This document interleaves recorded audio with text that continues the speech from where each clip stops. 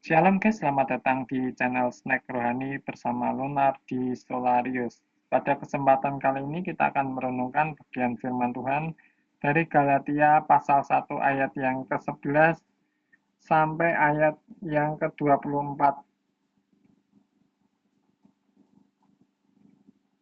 Shalom guys, selamat datang di Cengk Rohani bersama gue, Lunar di Solarius. Hari ini kita bakal merenungkan bagian firman Tuhan dari Galatia, pasal 1 ayat 11 sampai 24. Di bagian ini, Paulus lagi menjelaskan bahwa Injil yang dia beritakan bukan dari manusia, tapi langsung dari Yesus Kristus sendiri. Paulus cerita tentang perjalanan hidupnya, dari yang dulunya penganiaya jemaat, sampai akhirnya jadi pemberita Injil.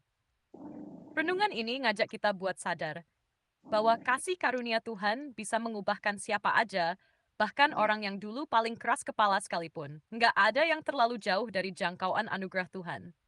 Nah, yuk kita selami bareng-bareng isi dari Galatia 1:11-24 ini. Siapin diri, just let's see. Mau langsung lanjut ke isi renungannya? Lanjut ke isi renungan. Oke, kita langsung masuk ke isi renungannya ya. Di Galatia pasal 1 ayat 11 sampai 24. Paulus lagi menekankan satu hal penting. Injil yang dia sampaikan itu bukan hasil pemikiran manusia, bukan juga diajarkan oleh siapapun, tapi langsung diterima lewat pewahyuan dari Yesus Kristus. Ini penting banget, karena dia ingin menegaskan otoritas pelayanannya bukan dari lembaga manusia, tapi dari Tuhan sendiri. Paulus lalu lewat cerita tentang masinya. Dia dulunya seorang yang sangat fanatik dalam agama Yahudi, bahkan sampai menganiaya jemaat Tuhan. Tapi justru itu yang bikin kisah pertobatannya jadi luar biasa. Dia bilang, tapi waktu Tuhan yang telah memilih aku sejak dalam kandungan dan memanggil aku oleh kasih karunia-Nya, berkenan menyatakan anaknya di dalam aku. Nah, ini titik baliknya. Dari penganiaya jadi penginjil. Dari musuh Kristus jadi utusannya. Yang menarik, setelah pertobatannya pun, Paulus nggak langsung ke Yerusalem buat belajar dari rasul-rasul lainnya. Tak, dia pergi ke Arabia dulu balik ke Damsyik. Ini menunjukkan bahwa pelayanannya bukan hasil doktrin dari manusia, tapi betul-betul pengalaman pribadi dengan Tuhan. Dan akhirnya, waktu orang-orang Kristen yang dulu takut sama dia dengar kabar bahwa si Paulus sekarang memberitakan iman yang dulu ia coba musnahkan, mereka memuliakan Allah. Luar biasa banget ya. Jadi, jangan kita hari ini, jelas banget, kasih review dan bisa mengubah siapapun. Nggak peduli seberapa buruk masa lalumu, Tuhan tetap bisa pakai hidupmu buat jadi berkat. Kuncinya adalah pertobatan yang sejati dan hidup yang berserah pada panggilannya. Kamu sendiri pernah nggak merasa nggak layak dipakai Tuhan karena masa lalu? Atau merasa biasa tindifek alatnya? What is famous? Kalau Tuhan bisa ubah dan pakai dia, Tuhan juga bisa pakai kamu. Tinggal mau atau nggak kita jawab panggilan itu. Gimana menurutmu? Ada bagian yang paling ngena dari renungan ini? Ilustrasi.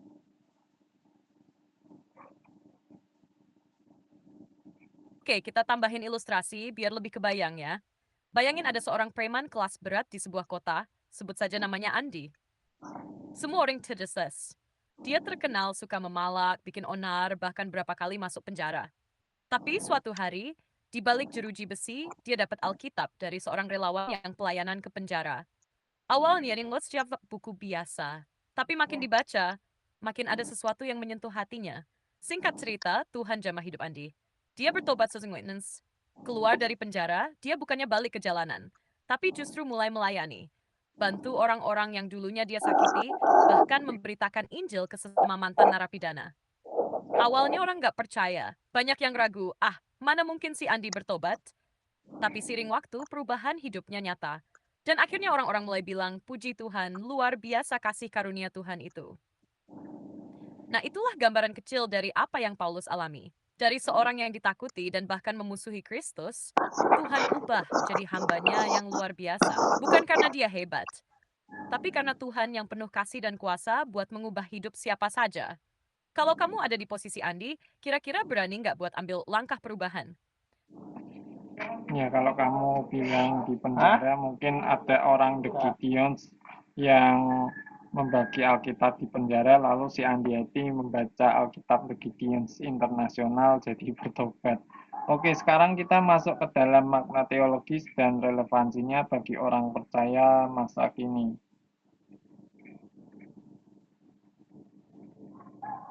Nah, mantap banget nih masuk ke bagian makna teologis dan relevansinya. Well, externally, secara teologis, bagian Galatia 1:11-24 ini menekankan dua hal besar. Otoritas Injil dan kuasa transformasi kasih karunia. Pertama, tentang otoritas Injil. Paulus menegaskan bahwa Injil yang ia sampaikan bukan hasil ajaran manusia, bukan juga karangan atau tafsir buatan sendiri, melainkan pewahyuan langsung dari Kristus.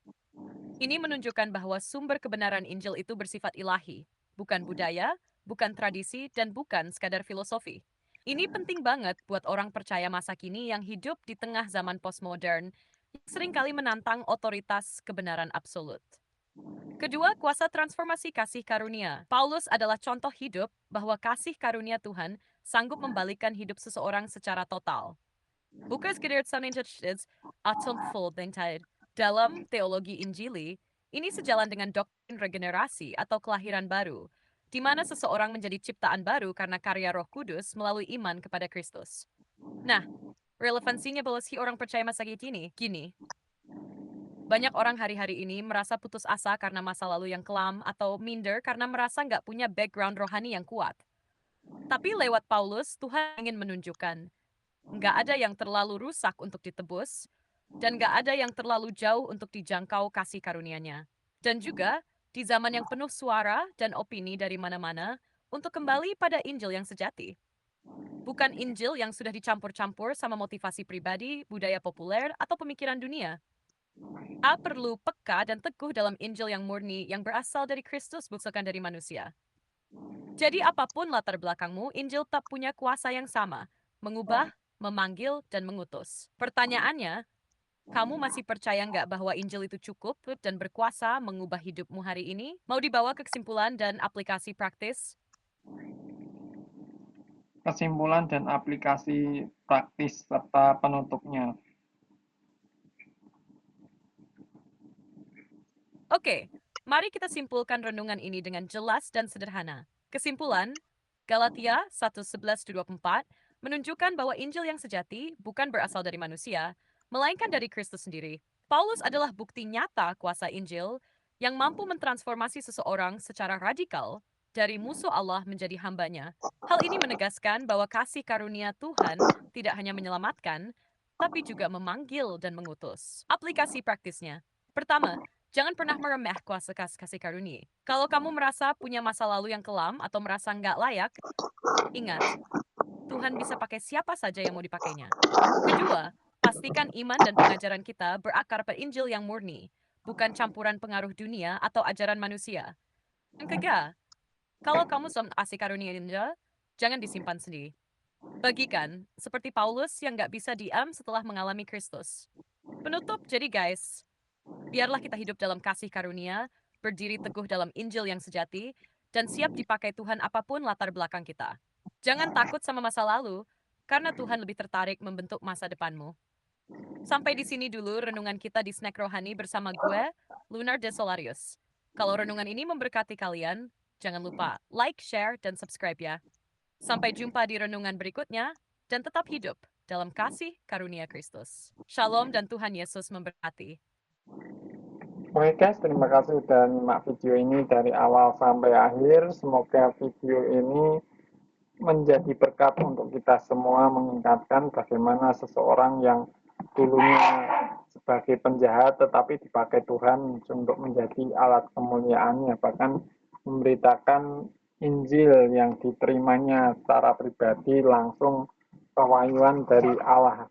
Bahkan kalau kita melihat banyak sekali surat-surat Paulus yang ada di perjanjian lama ini ya guys, dan itu semua karena ilham dari Roh Kudus, dan Tuhan pakai Paulus ini untuk memberitakan firman Tuhan baik ke semuanya ya guys.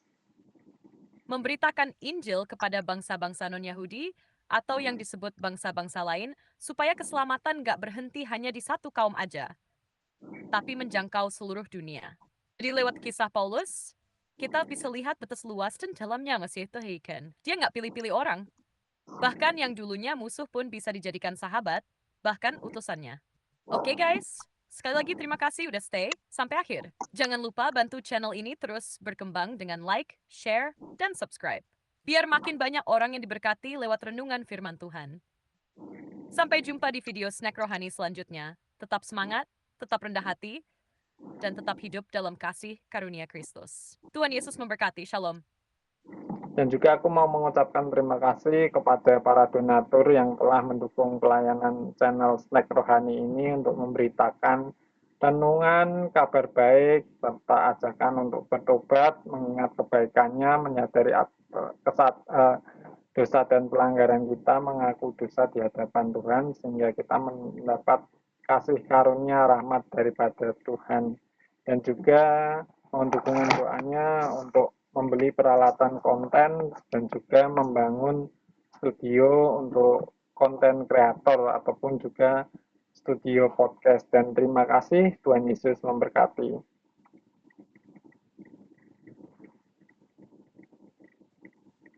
Amin.